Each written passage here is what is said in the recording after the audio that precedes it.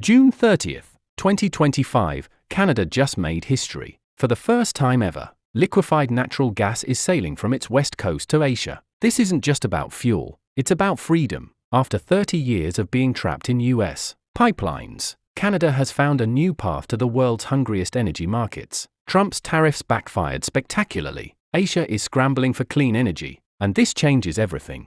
What you're looking at is the culmination of a $40 billion bet that's about to pay off in ways no one anticipated. The LNG Canada project, a joint venture between Shell, Petronas, Mitsubishi, and PetroChina, has just shipped its first cargo to Asia. This massive facility at Kitimat, British Columbia, represents more than just industrial achievement. It's a symbol of Canada's determination to break free from decades of energy dependence. This single shipment represents more than just liquefied natural gas crossing the Pacific. It's a geopolitical message that Canada is no longer willing to be held hostage by its southern neighbors' energy policies. For too long, Canadian natural gas has been funneled exclusively through American pipelines, leaving Canada vulnerable to political whims and trade disputes. Today, that era officially ends. The significance extends beyond mere commerce. This is about energy sovereignty, about Canada reclaiming control over its own resources and determining its own economic destiny. As one industry expert put it, this is not just fuel, it's a declaration of energy independence that will reshape North American trade relations for decades to come. To understand how we got here, we need to rewind to March 2025. For over 3 decades, Canada had been exporting 8 billion cubic feet of natural gas daily to the United States through an extensive pipeline network. It was a comfortable arrangement that worked for both countries. Canadian producers had guaranteed access to American markets, while US consumers enjoyed reliable, affordable energy supplies. But comfort breeds complacency, and Canada's over-reliance on this single market would soon become a critical vulnerability. The turning point came when Donald Trump decided to weaponize trade policy. His 10% tariff on Canadian energy exports was ostensibly meant to protect American producers and generate revenue for the federal government. In reality, it triggered a chain reaction that would fundamentally alter North American energy dynamics in ways that nobody in Washington anticipated. The numbers tell the story of a policy disaster, with Canadian natural gas costing just $0.714 per million BTU compared to $3.74 in the United States. The tariff didn't protect American producers, it punished American consumers. Suddenly, US buyers were forced to pay significantly more for energy while Canadian producers watched their competitiveness in the American market evaporate overnight. This wasn't just an economic miscalculation, it was a strategic blunder that pushed Canada to accelerate its pivot toward Asia. The tariff that was supposed to protect American interests instead created Canada's most lucrative export opportunity in decades. While American consumers struggled with higher energy costs, Canadian producers began looking westward across the Pacific, where entirely different market dynamics were creating unprecedented opportunities. The timing couldn't have been more perfect. While North America was locked in a self-destructive trade war, Asia was facing an energy crisis of its own. Japan, South Korea, and China were desperately seeking alternatives to Russian gas and dirty coal. The war in Ukraine had exposed the dangers of energy dependence on authoritarian regimes, while growing environmental consciousness was making coal-fired power plants increasingly unacceptable. Geography suddenly became Canada's greatest asset. From Kitimat to Tokyo, 10 days. From the US Gulf Coast via the Panama Canal, over 20 days. Canada's West Coast location offers Asian buyers something invaluable in energy markets: speed and reliability. In an industry where delays can cost millions and supply disruptions can cripple entire economies, Canada's geographic advantage represents a competitive moat that competitors simply cannot replicate. But speed isn't the only advantage that's making Asian buyers embrace Canadian LNG. They're increasingly viewing Canada as a neutral, clean energy source, a stark contrast to the geopolitical baggage that comes with Russian gas or the transit risks of Middle Eastern supplies. In an era of rising geopolitical tensions and supply chain vulnerabilities, Canada offers something increasingly rare: predictable, apolitical energy supplies. The numbers underscore Asia's urgent need for alternatives. Japan is aggressively phasing out Russian gas by 2027. South Korea has committed to a 40% renewable energy target by 2030. China, despite its massive coal reserves, aims for peak carbon emissions by 2030. These aren't just environmental aspirations, they're strategic imperatives driven by energy security concerns and international commitments. For these Asian economies, Canadian LNG represents more than just another energy source. It's about securing long-term partnerships with a stable, democratic supplier that shares similar environmental standards and political values. This alignment of interests creates the foundation for relationships that can withstand the kind of political volatility that has made other energy suppliers unreliable.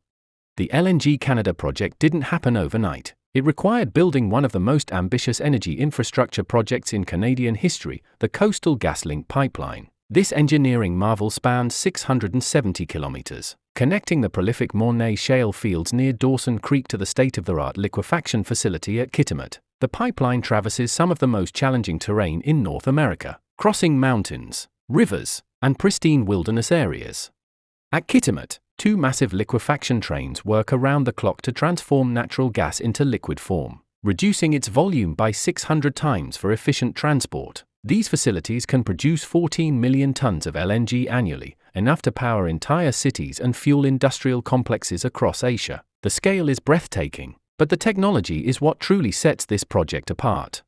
Here's what makes this project revolutionary compared to its global competitors: it's powered entirely by clean hydroelectric energy, making it one of the greenest LNG projects on the planet. While other facilities around the world rely on fossil fuels for the energy-intensive liquefaction process, Canada's abundant hydroelectric power gives it a significant environmental advantage. This isn't just good for the planet, it's good for business, as environmentally conscious buyers increasingly demand low-carbon energy sources. This commitment to environmental responsibility isn't just marketing, it's a fundamental competitive advantage. In a world where carbon taxes and environmental regulations are becoming increasingly stringent, Canada's clean production methods position it as a premium supplier that can command higher prices and more favorable contract terms. What makes this project truly revolutionary isn't just its scale or environmental credentials, it's how it was built. Over $5.8 billion in contracts went to local and indigenous communities, with the Haisla Nation gaining an actual equity stake in the pipeline itself. This represents a complete departure from the extractive colonialism that has characterized resource development in Canada for centuries.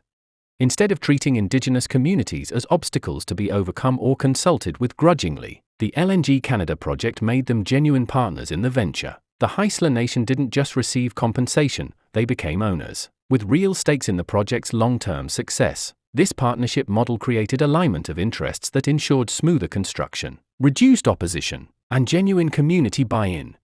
The economic impact extended far beyond the immediate construction phase. The project created over 50,000 Canadian jobs over 7 years, transforming entire regions of British Columbia. These weren't just temporary construction jobs, they included permanent operational positions, skilled trades training programs, and spin-off businesses that will provide employment for generations. For international investors and buyers, this ESG approach isn't just morally attractive, it's economically essential. In an era where environmental, social, and governance factors drive investment decisions and purchasing choices, Canada's collaborative approach provides a competitive advantage that's impossible to replicate. Companies and countries that rely on exploitative practices or environmental destruction increasingly find themselves excluded from global markets. The implications of Canada's LNG breakthrough extend far beyond British Columbia. For the first time since the 1990s, Canada has broken free from its dependence on U.S. energy infrastructure. No more pipeline bottlenecks that leave Canadian producers at the mercy of American transport companies. No more tariff vulnerability that can destroy market access overnight. No more being held hostage by Washington's trade policies or political grandstanding. Starting in 2026, over 170 LNG voyages per year will sail from Kitimat to Asia. Each shipment represents not just energy, but a deepening of Canada's economic relationships with the world's fastest-growing markets. These aren't just transactional relationships, they are strategic partnerships that open doors to broader economic cooperation. The early customers are already singing Canada's praises. Reliable delivery schedules, competitive pricing, and political stability, everything Asian buyers have been seeking in an increasingly volatile global energy market. Unlike suppliers who use energy as a geopolitical weapon or who face constant political instability, Canada offers the kind of boring predictability that energy buyers treasure. This success is already creating ripple effects throughout the Canadian economy. Energy relationships are opening doors to broader economic partnerships that will reshape Canada's place in the global economy. Asian companies that buy Canadian LNG are increasingly interested in Canadian critical minerals, agricultural products, and technology services. These relationships create virtuous cycles of economic cooperation that benefit both sides. But Canada isn't stopping at 14 million tons per year. LNG Canada is already planning Phase 2, a massive expansion that could double capacity to 28 million tons annually. According to Reuters, the final investment decision for Phase 2 is expected before the first phase even reaches full production. That's unprecedented confidence in a project that's already exceeding expectations. This aggressive expansion timeline reflects the reality of global energy markets. Asian demand for LNG is growing faster than supply, creating a seller's market that benefits efficient, reliable producers. Canada's early success has positioned it to capture a disproportionate share of this growing market, but only if it can scale up quickly enough to meet demand. The question isn't whether Canada can compete with traditional LNG leaders like Qatar, Australia, and the United States, it's whether those established players can match Canada's unique combination of clean production, political stability, and strategic location. Each of these competitors faces significant challenges that Canada has already solved. Qatar, despite its massive reserves, faces growing international scrutiny over human rights issues and geopolitical alignment. Australia's LNG industry is increasingly expensive and faces its own environmental challenges. The United States, despite its production advantages, faces political volatility and infrastructure constraints that create uncertainty for long-term buyers. Of course, challenges remain for Canada's LNG ambitions. Operating costs in northern British Columbia are higher than in other regions, driven by harsh weather conditions, remote locations, and stringent environmental regulations. Carbon taxes and environmental compliance add complexity and cost that competitors in less regulated jurisdictions don't face. The capital requirements for Phase 2 are enormous, potentially another $40 billion in investment. Securing this funding will require convincing investors that Canada's advantages justify the higher costs and regulatory complexity. This is where Canada's track record becomes crucial. The successful completion of Phase 1 on time and on budget demonstrates that Canada can deliver on its promises. But these challenges are also opportunities. Higher environmental standards create premium products that command better prices in increasingly discriminating markets. Political stability reduces risk premiums that investors demand in more volatile jurisdictions. Canada's reputation for completing major projects on time and on budget gives investors confidence that their capital will be deployed effectively. What we're witnessing isn't just the success of a single project, it's Canada's emergence as a major player in the global energy transition. While other countries struggle with political instability, resource nationalism, and environmental concerns, Canada offers something increasingly rare: reliable, clean, and politically stable energy supplies.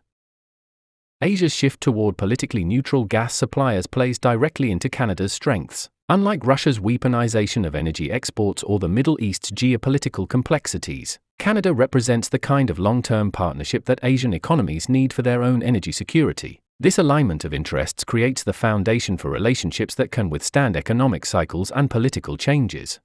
The long-term economic implications are staggering. Energy exports have traditionally accounted for a significant portion of Canada's trade surplus, but dependence on U.S. markets has limited growth potential. By diversifying beyond the American market, Canada is reducing its economic vulnerability while accessing customers willing to pay premium prices for premium products.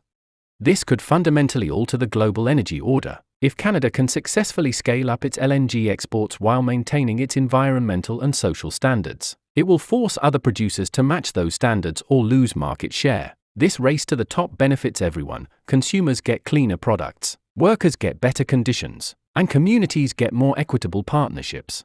So, is this Canada's breakout moment, or just the beginning of a new energy arms race? The answer depends on what happens next. Will investors commit the tens of billions needed for Phase 2? Can Canada maintain its cost competitiveness while meeting the highest environmental standards? Will other producers match Canada's approach, or will they fall behind? These aren't just questions for industry analysts, they're questions that will shape the global economy for decades to come. Will Canada dominate the LNG market, or will it be outpaced by larger, more aggressive competitors? The early signs are encouraging, but the real test lies in execution. What do you think? Is this a temporary win in a volatile market, or the beginning of Canada's transformation into a global energy superpower? The implications extend far beyond energy markets. They touch on trade relationships, environmental policy, Indigenous rights, and Canada's place in the world. Let me know your thoughts in the comments below. If you found this analysis valuable, Make sure to subscribe for more deep dive content on energy, geopolitics, and economic transformation. Hit that notification bell so you don't miss our upcoming analysis of how this shift is reshaping North American trade relations. Thanks for watching, and I'll see you in the next one.